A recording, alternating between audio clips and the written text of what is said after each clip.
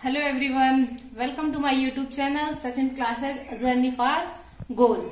आज हम बायोलॉजी की क्लास में क्या पढ़ेंगे? वर्गीकरण पढ़ेंगे। 5 जगत वर्गीकरण। पिछली क्लास में हम बता चुके हैं कि हमारे आधुनिक वर्गीकरण के कौन थे? जनक कैरोलस लिनियस थे। उन्होंने अपनी सिस्टेमा नेचुरी में 2 जगत में बांटा था, जंतु और पादप में, है ना। फिर उसके बाद एक वैज्ञानिक R.H. विटेकर नाम के वैज्ञानिक आए, तो उन्होंने इसी जगत को 5 जगत वर्गीकरण में विभाजित कर दिया। 5 जगतों में इसी को बांट दिया। उसमें 2 जगत था, तो ये चीज याद रखने लायक है। 2 जगत किसने दिया था और 5 जगत किसने दिया था? इससे क्वेश्चन बहुत सारे पूछे जाते हैं 5 जगत वर्गीकरण से। अब तो 5 जगत वर्गीकरण की ज्यादा मान्यता है, इसमें ज्यादा क्वेश्चन पूछते हैं। तो आपको याद रखना है, जो 2 जगत दिया था कैरोलस लिनियस ने और 5 जगत किसने दिया था? R.H. विटेकर ने।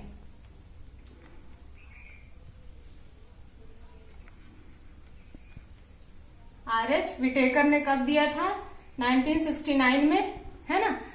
तो 5 जगत में कौन कौन से आए? मोनेरा, प्रोटिस्टा, कवक, पादप एंड जंतु जगत, है ना। तो इन्होंने अब इन 5 जगतों में जो पूरा जीव जगत था, उसमें से जितने जीव हैं उनको सब जीवों को अलग अलग जगतों में विभाजित कर दिया था। तो मोनेरा के अंतर्गत कुछ जीव आते हैं, प्रोटिस्टा के अंतर्गत, है ना। तो पहले हम पढ़ते हैं मोनेरा। मोनेरा के अंतर्गत ऐसे कौन से जीव आते हैं? तो इसमें आते हैं एक कोशिकीय जीव,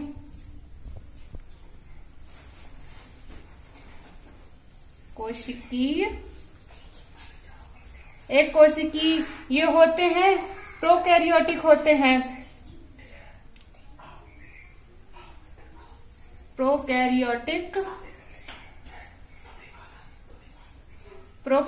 होते हैं, है ना। एक कोशिकीय जीव होते हैं, ये प्रोकैरियोटिक होते हैं। इसमें केंद्रक क्या होता है? मतलब नहीं पाया जाता है। जब ये उत्पत्ति होती है इनकी, तो केंद्रक छोटा होता है, लेकिन धीरे धीरे ये विलुप्त हो जाता है। केंद्रक कला नहीं पाई जाती है इसमें, केंद्रक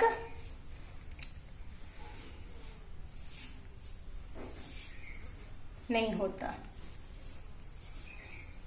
ठीक, इसके अंतर्गत ऐसे जीव आते हैं जीवाणु, बैक्टीरिया, है ना, साइनोबैक्टीरिया,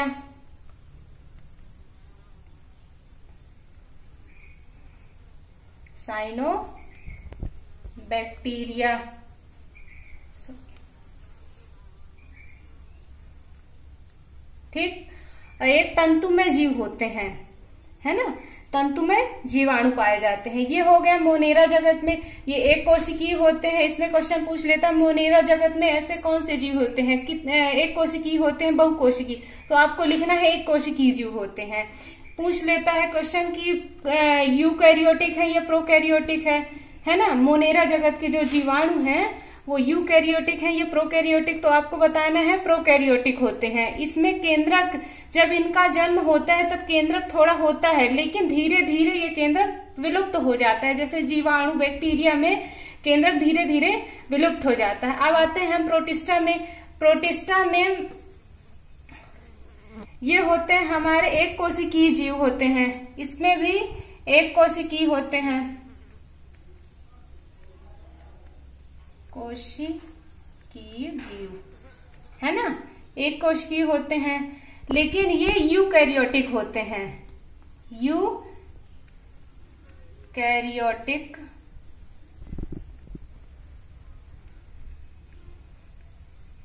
यूकैरियोटिक होते हैं। इन जगतों में केवल मोनेरा ही ऐसा जगत है जिसमें प्रोकैरियोटिक जीव आते हैं। क्या है? मोनेरा ही ऐसा जगत है जिसमें प्रोकैरियोटिक आते हैं। बाकी जितने भी जगत है इसमें सारे जगत के जीव कैसे हैं? यूकैरियोटिक हैं। इसमें केंद्रक पाया जाता है, केंद्रक विकसित रूप से पाया जाता है इसमें। और इसके अंतर्गत ऐसे जीव आते हैं जैसे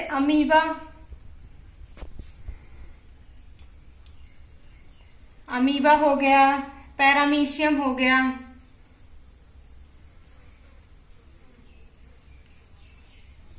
अमीबा, पैरामीशियम, है ना। ये पौधों एवं जंतु के बीच की एक कड़ी होती है। प्रोटिस्टा क्या होता है, ये पौधों और जंतु के बीच की एक कड़ी होती है। ना तो ऐसे जीव जिन्हें ना हम पौधों में गिनती करते हैं और ना ही हम जंतुओं में गिनती करते हैं, ये ऐसे जीव होते हैं। ठीक, इसके बाद हम आते हैं कवक में। कवक फंगस जिसे कहते हैं फंगी, है ना। तो इसमें यूकैरियोटिक जीव होते हैं। ये यूकैरियोटिक कोशिकीय होते हैं, ये बहुकोशिकीय होते हैं। ये तो एक कोशिकीय अभी हमने पढ़ा, ये बहुकोशिकीय। बहुकोशिकीय का मतलब जिनके अंदर कई कोशिकाएं होती हैं, है ना। ये कई कोशिकाओं से मिलकर बने होते हैं, तो बहुकोशिकीय जीव होते हैं। कोशिकीय जीव होते हैं। और ये यूकैरियोटिक होते हैं।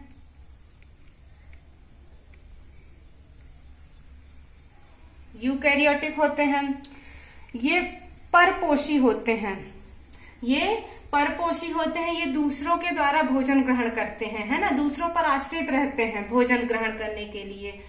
और ये मृत शरीरों का विघटन करते हैं। मृत शरीरों से अपना क्या करते हैं, भोजन ग्रहण करते हैं।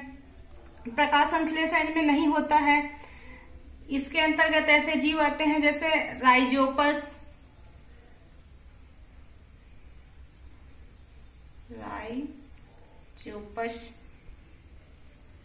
एंड पेनिसेलिया।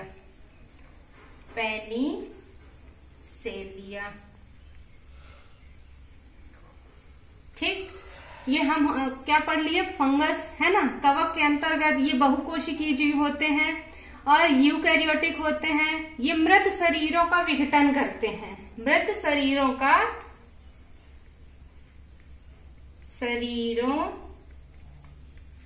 विघटन करते हैं। ठीक, ये परपोषी होते हैं। अब आते हैं पादप जगत में।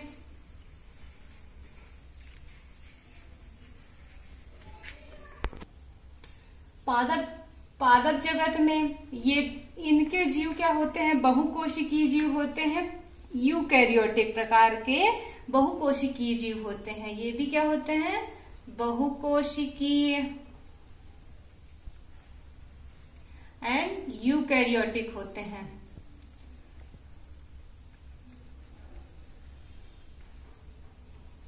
यूकैरियोटिक जीव होते हैं, है ना। ये प्रकाश संश्लेषण की उपस्थिति में अपना भोजन स्वयं ग्रहण, ये स्वयं पोषी होते हैं। इनको क्या बोलते हैं हम, स्वयं पोषी जीव कहते हैं।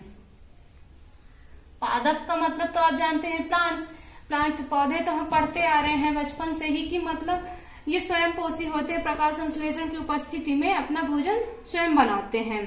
इसके अंतर्गत जीव आते हैं, शैवाल हो गया। शैवाल वही हरित लवक होता है। मॉस, बीज वाले पौधे,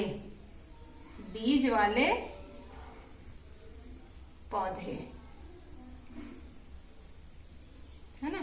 पादप जगत में ये कैसे जीव होते हैं, बहुकोशिकीय यूकैरियोटिक प्रकार के होते हैं, स्वयं पोषी होते हैं। तथा इनके अंतर्गत ऐसे जीव आते हैं जैसे शैवाल, मॉस, बीज वाले पौधे, है ना। अब हमारा बचता है जंतु जगत। जंतु जगत में जितने भी इसके अलावा बचते हैं वो जंतु जगत में आ जाते हैं। जैसे मनुष्य भी जंतु जगत में ही आता है। इस जगत के जीवों को मेटाजोआ भी कहा जाता है। जंतु जगत के जीवों को हम यहाँ पे लिखते हैं, इसको मेटाजोआ भी कहा जाता है।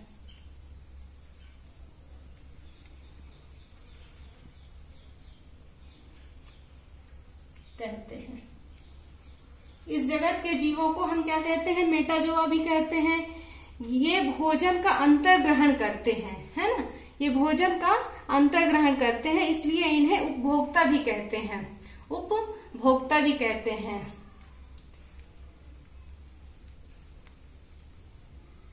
अंतर ग्रहण, ठीक, ये उपभोक्ता कहलाते हैं।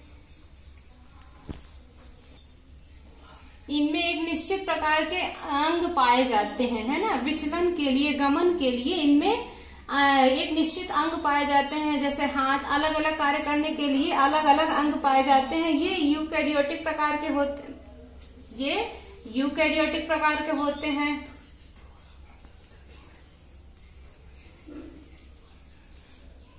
एक प्रकार के होते हैं, है ना, यूकैरियोटिक प्रकार के होते हैं।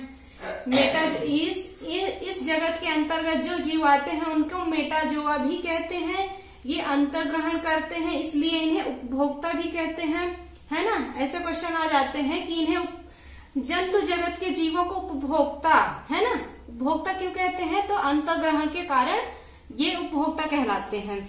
ये यूकैरियोटिक प्रकार के होते, इनमें प्रकाश संश्लेषण की क्रियाएं नहीं होती हैं, है ना।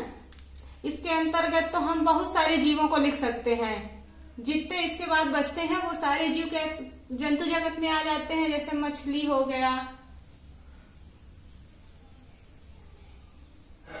मेढक, मनुष्य तो है ही, है ना।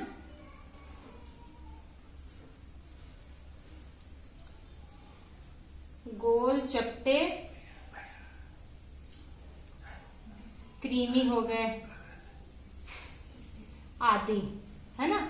जितने भी जीव हैं ये तो सारे जंतु जगत के अंतर्गत आते हैं। ठीक, तो मोनेरा जगत के अंतर्गत ऐसे क्वेश्चन आते हैं कि मोनेरा जगत के अंतर्गत कौन सी कोशिका के जीव होते हैं, तो ये एक कोशिकीय होते हैं, प्रोकैरियोटिक कोशिकीय होते हैं। इनमें केंद्रक कला होती है तो नहीं होती इनमें केंद्रक कला, है ना। और इसके अंतर्गत ऐसे जीव आते हैं जीवाणु, साइनोबैक्टीरिया,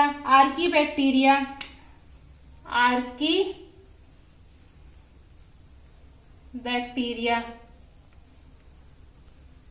है ना। ये हो गए हमारे मोनेरा जगत के। फिर आ गए हम प्रोटिस्टा में। प्रोटिस्टा एक कोशिकीय होते हैं, यूकैरियोटिक, है ना। ये यूकैरियोटिक होते हैं, इसके अंतर्गत अमीबा, पैरामीशियम आते हैं। ठीक, ये हमारा हो गया प्रोटिस्टा जगत का। फंगस में आ गए। फंगस बहुकोशिकीय होते हैं, यूकैरियोटिक। हमको याद रखना है कि केवल मोनेरा जगत के ही जीव प्रोकैरियोटिक होते हैं, बाकी प्रोटिस्टा, कवक, पादप, जंतु ये होते हैं सारे बहुकोशिकीय होते हैं, क्योंकि इनके अंदर बहुत सारी कोशिकाएं पाई जाती है। ये बहुत सी कोशिकाओं से मिलकर बने होते हैं। इनके अंदर केवल एक ही कोशिका होती है, इसीलिए ये प्रोकैरियोटिक होते हैं, क्योंकि इनके अंदर केंद्रक नहीं होता। केंद्रक होगा तो उसके बाद कोशिकाएं भी बढ़ती हैं हमारी। ठीक, तो कवक बहुकोशिकीय यूकैरियोटिक जीव होते हैं। इसके अंतर्गत राइजोबस और पेनिसेलिया पाए जाते हैं। फिर पादप जगत में आते हैं हम, तो ये भी बहुकोशिकीय जीव होते हैं, यूकैरियोटिक प्रकार के। ये स्वयंपोषी होते हैं, है ना, स्वयंपोषी। कवक ये परपोषी होते हैं, ये दूसरों पर आधारित होते हैं, परपोषी होते हैं। पादप के जीव स्वयंपोषी होते हैं, क्योंकि ये प्रकाश संश्लेषण की उपस्थिति में अपना भोजन स्वयं बनाते हैं। इसके अंदर आ गए शैवाल, मॉश एंड बीज वाले पौधे आ गए। फिर हमारा बचा जंतु जगत। जंतु जगत में जो जीव आते हैं उन्हें क्या कहते हैं, मेटाजोआ भी कहते हैं। ये अंतर्ग्रहण करते हैं, इसलिए इन्हें उपभोक्ता भी कहा जाता है। ये यूकैरियोटिक होते हैं। इसके अंतर्गत बहुत सारे जीव आते हैं। अभी हमने इतने बता दिए हैं, बाकी आपको जो लिखना है वो सब लिख सकते हैं, है ना। जो बचते हैं वो लिख सकते हैं, मछली, मेढक, मनुष्य, गोल चपटे, कृमि आदि। तो आज का वीडियो पसंद आया हो तो लाइक और कमेंट जरूर करें।